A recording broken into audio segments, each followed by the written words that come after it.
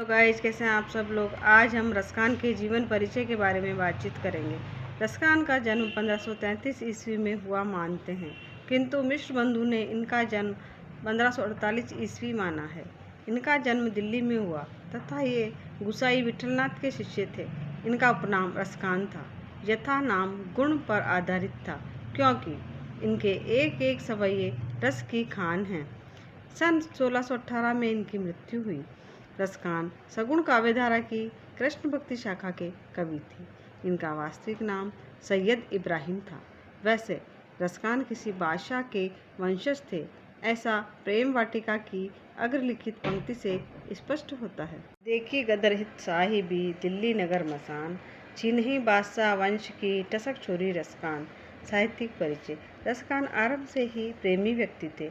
इनका लौकिक प्रेम भगवान कृष्ण के प्रति अलौकिक प्रेम भाव में परिवर्तित हो गया।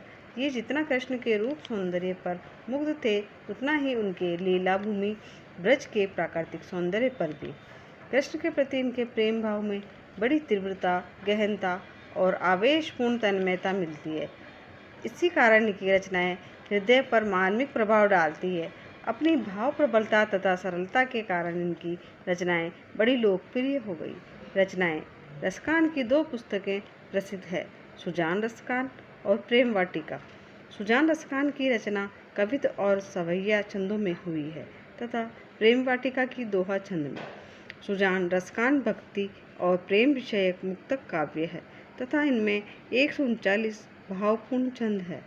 प्रेम वाटिका में 25 दोहों में प्रेम के स्वरूप का काव्यात्मक वर्णन है। भाषा शैली। अन्य कृष्ण भक्त कवियों की भांति इन्होंने परंपरागत पद शैली का अनुसरण नहीं किया। इनकी मुक्तक छंद शैली की परंपरा रीतिकाल तक चलती रही।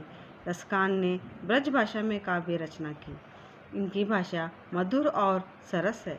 उसका स्वाभाविक प्रवाह ही इनके काव्य को आकर्षक बना देता है। इन्होंने कहीं कहीं पर यमक तथा अनुप्रास आदि अलंकारों का प्रयोग किया है, जिससे भाषा सौंदर्य के साथ भाव सौंदर्य की भी वृद्धि हुई है। जानकारी पसंद आई हो तो चैनल को लाइक और सब्सक्राइब कीजिएगा और कमेंट बॉक्स में कमेंट करके बताइएगा।